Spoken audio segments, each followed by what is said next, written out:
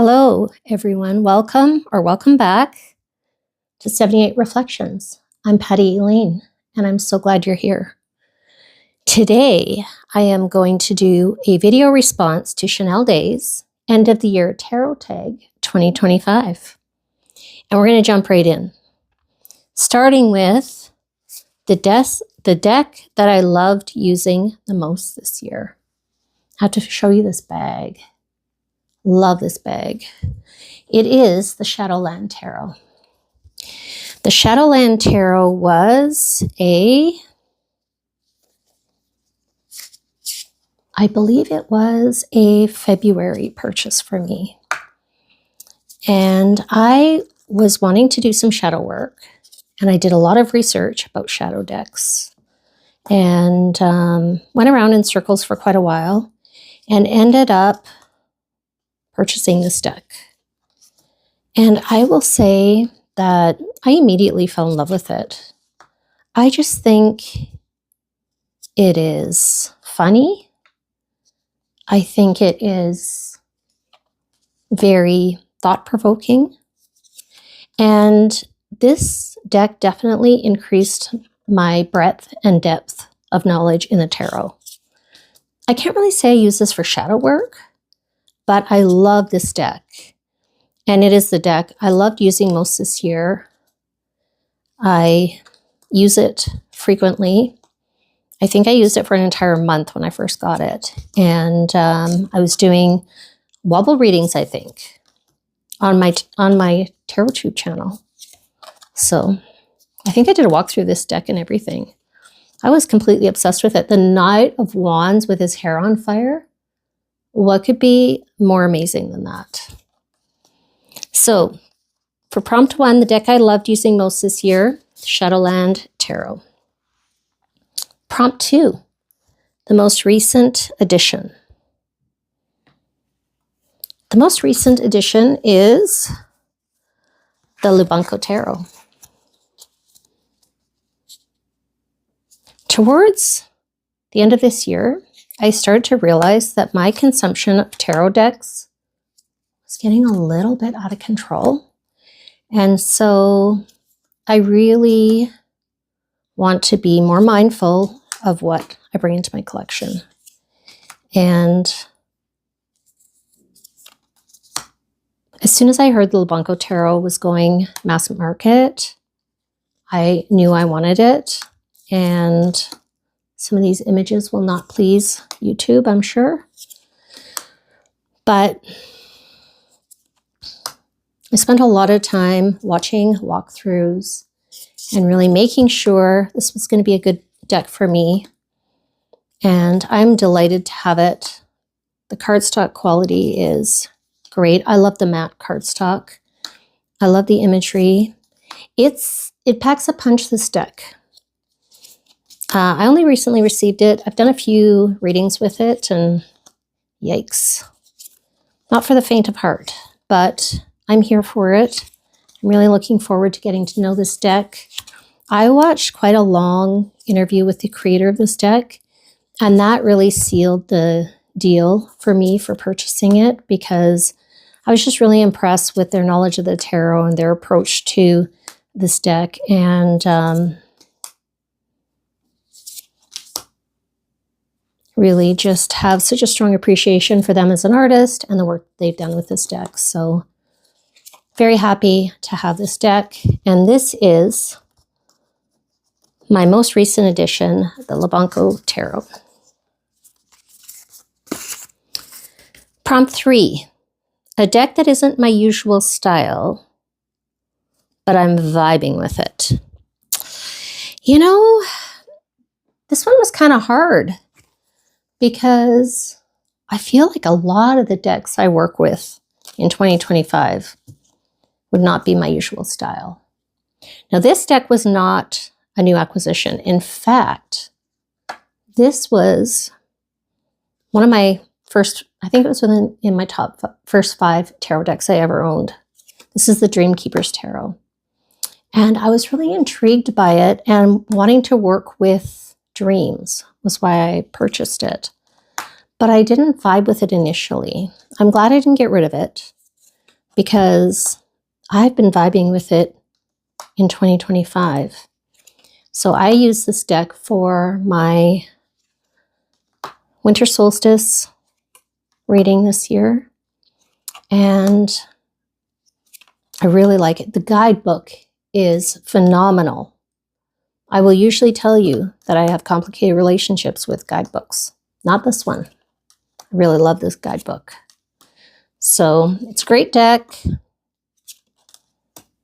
great imagery, fabulous guidebook, and a deck that is not my usual style, but I'm vibing with. That is prompt 3. Prompt 4, favorite pairing. So let's go back to the Shadowland Tarot because I want to show you what I paired it with.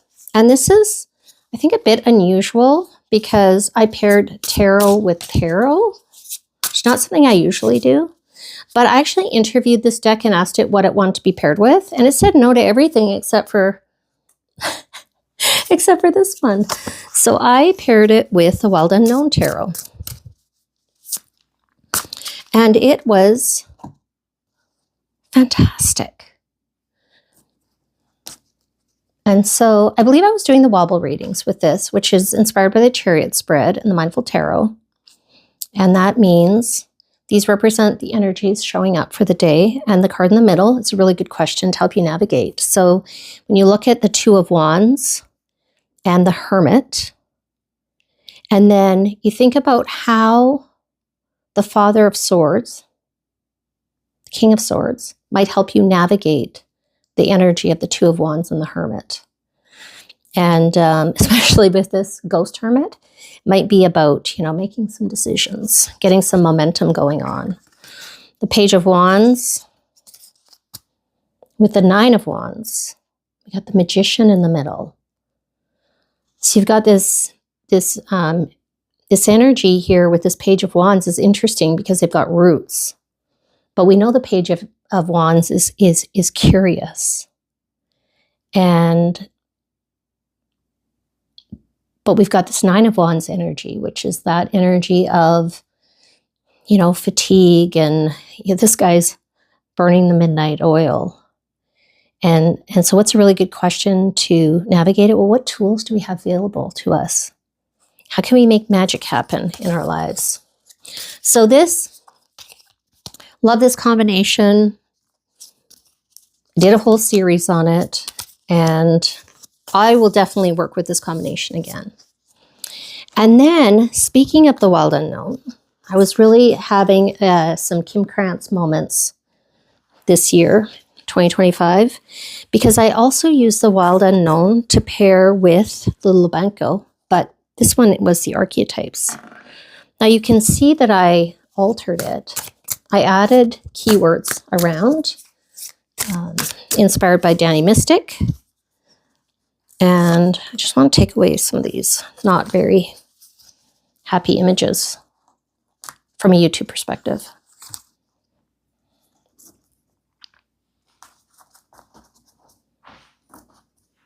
So, similar way of reading it.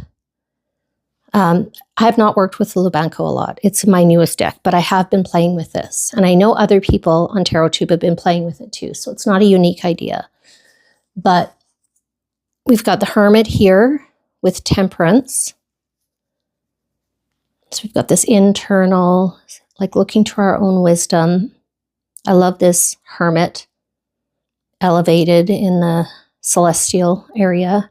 And then Temperance. So it's that liminal space. I'm a spiritual being having a human experience. In the middle, we have this orphan energy, which is the wounded child, the abandoned, the beggar.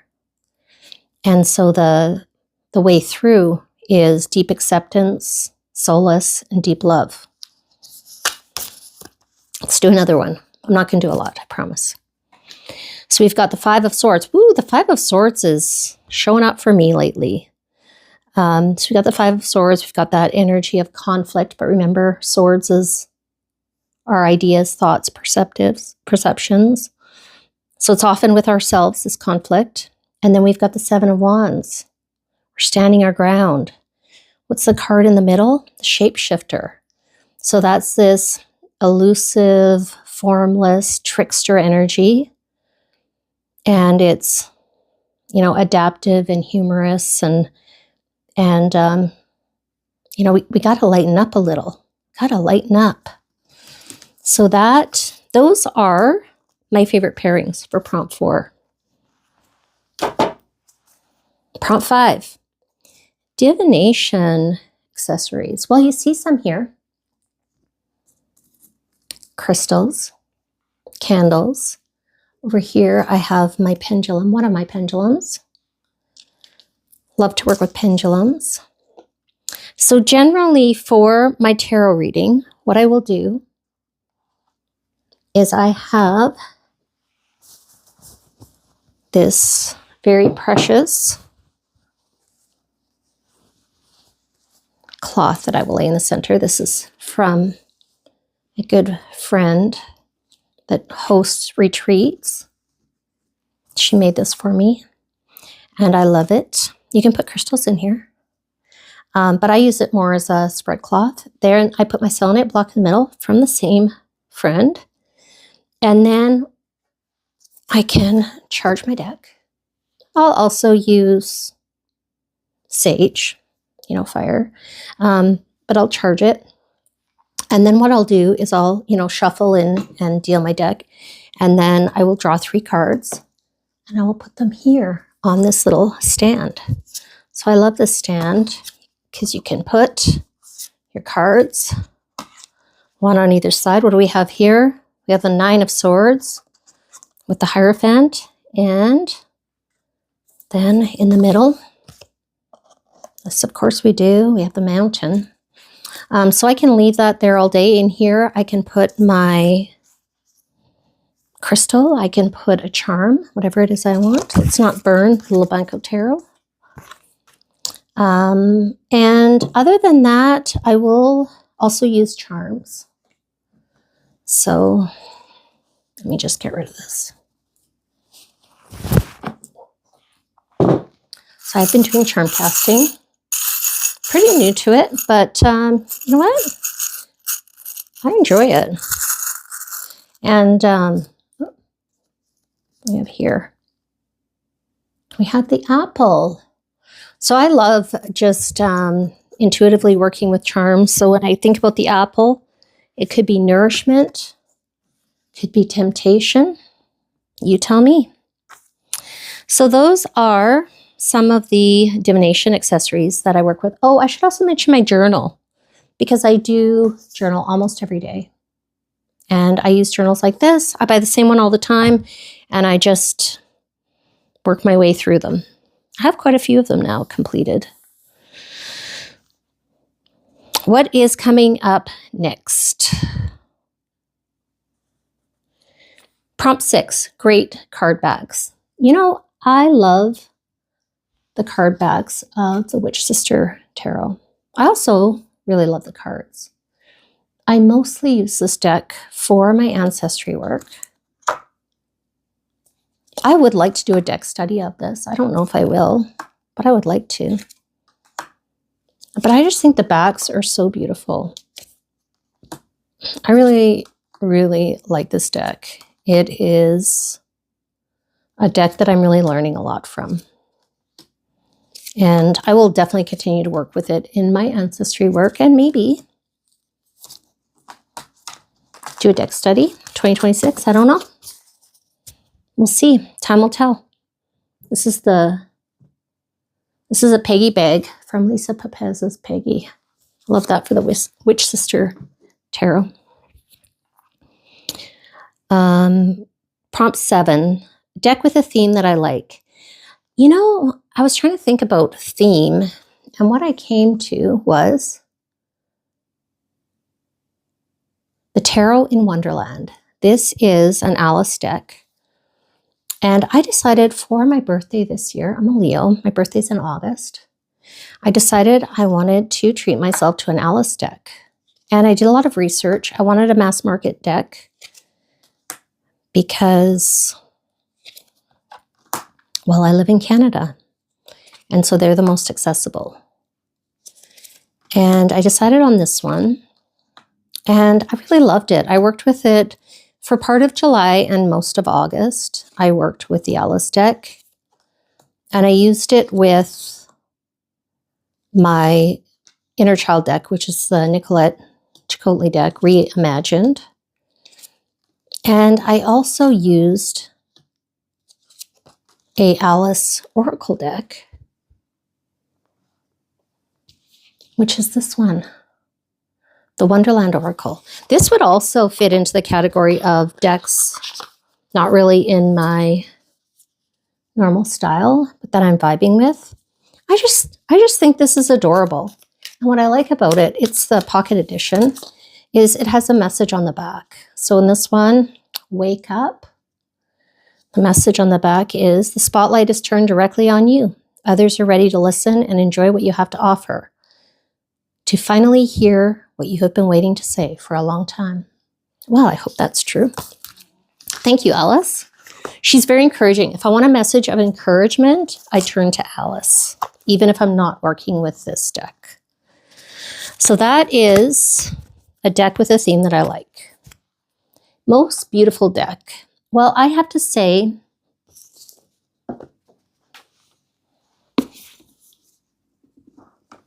I am thrilled that the Bone Stone and Earth Flesh Tarot has come mass market. And I think it is absolutely beautiful. The cardstock, very nice. The backs, imagery.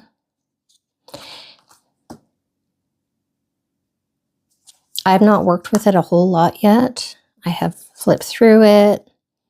I have looked through the images. I've shuffled it. I did a deck interview, but I haven't done any readings with it yet. But I am excited to. It's absolutely stunning. And I have no doubt in my mind that the Bone Stone and Earth Flesh Tarot is my most beautiful deck. A deck I am wishing for. You know, I would have to say, well, I was wishing for this deck. I have Tarot of the Abyss, but I really wanted one in color. So I was wishing for this. The other thing I will say, same thing I said last year, is I'm wishing for a photography deck. And I have not found a photography deck to date that I really think is right for me. But I'm going to be looking for one. So that is a deck that I am wishing for.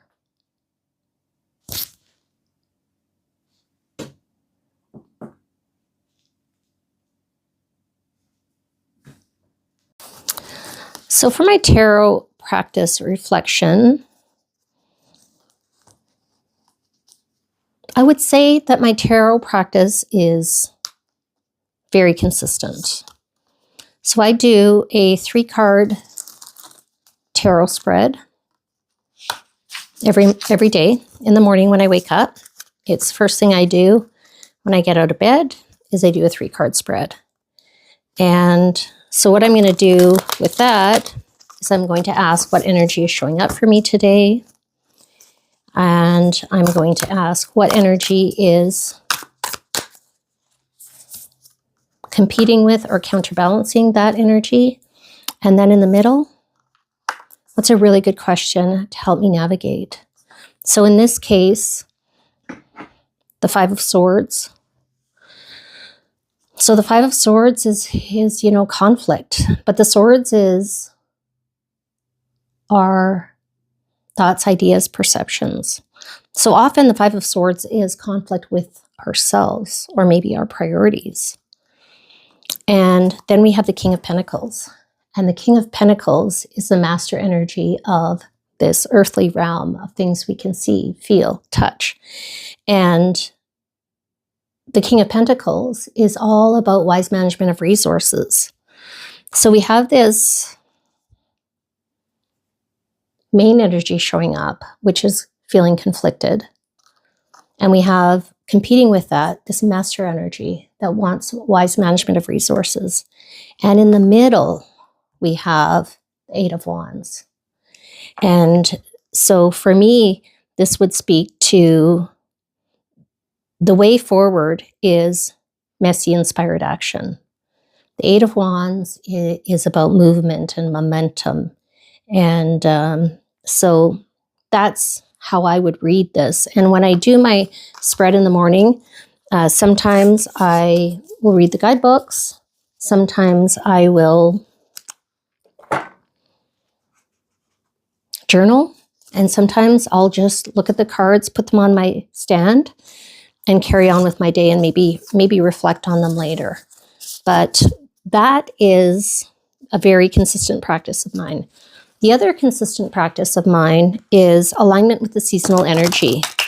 So I follow the witch's calendar, and I like to think of my year in 8 seasons that sort of surround the Sabbats. And so what I like to do is alignment with the seasons. So for example, in January, I will be doing a spread to align with the season of the second winter. And that's moving towards Imbolc. And so what I will do is I will do usually a modified Celtic cross, and I will be looking at the energy that's showing up for me, you know, what's crossing that energy, what to leave behind, what's ahead, what's below, and what's above. And sometimes I'll also do the staff, and sometimes not. But I like to do the modified Celtic cross, and then I'll usually pull some oracle cards as well to guide me. And that's what my practice looks like right now.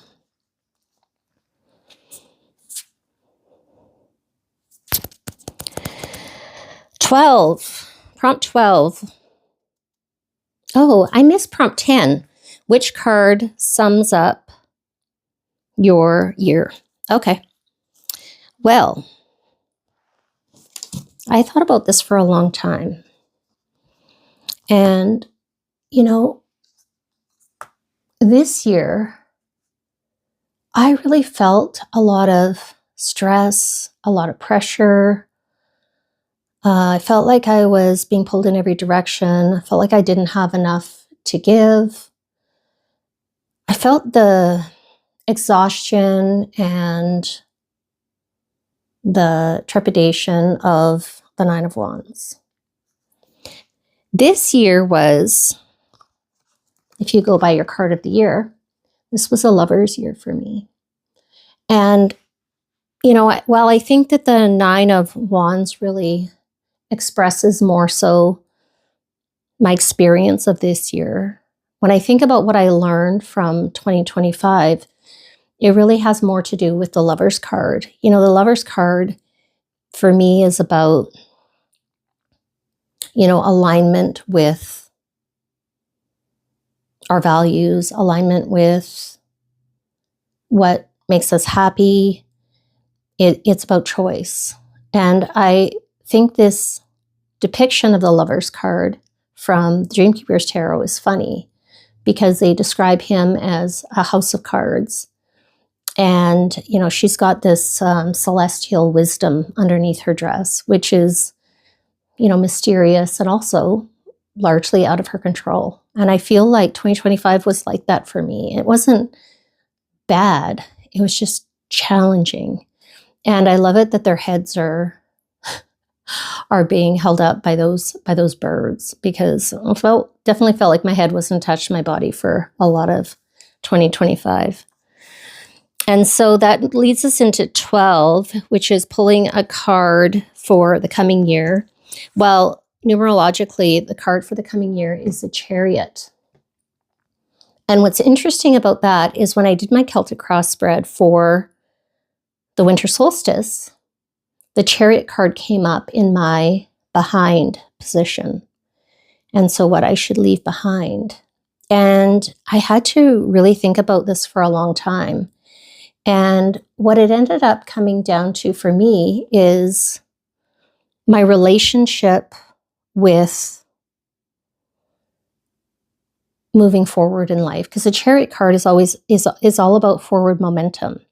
And I love the Chariot. My daily spread is inspired by the Chariot card, with a card on each side that represents these horses, the energies, and the charioteer is in the middle, that really great question to help move forward despite these competing energies. And really what I took away from this winter solstice spread is this need to change my relationship with the Chariot card, because it may have been a little shadowy in my pursuit of growth in my career, survival as a single parent, trying to create stability, financial stability. And I think that 2026 is going to see me with a different relationship, hopefully less ego-driven relationship with the Chariot card. So I thought for pulling a card, I would pull a card from the Spirit Animal deck, because the Spirit Animal deck I have been working with a lot as not really a clarifier, but more as what animal spirit energy will support me through the energy showing up for me over the next season, is what I've been doing. And so what I've been doing is drawing a card and then coming up with a word based on that card. So this is the Whale Spirit, trust in the great mystery. And doesn't that really align beautifully with the Chariot card? Because the great mystery is we don't know what's ahead. We're moving ahead even though we don't know what's ahead. So I love the Whale Spirit for that. And I'll spend some time thinking about that some more, and hopefully coming up with a word for myself for 2026. And why not? I've been using the Tarot of the She to provide clarification for my animal spirit. So let's get one. Why not? What is the Tarot of the She going to add to the conversation about the 2026, the Chariot card, and whoa. And that just reinforces why I have really been loving this deck. Now, I'm assuming that is the Star card. And I love the understanding. I don't use it as a tarot card, but sometimes I can't help myself, have to think about what it is. But trusting the great mystery and understanding, trusting our own understanding, looks like a beautiful message going into 2026. So thank you for tuning into this video. Please like this video if you do. Subscribe if you're interested in hearing more from me. And I look forward to seeing you in the next video really soon. Until then.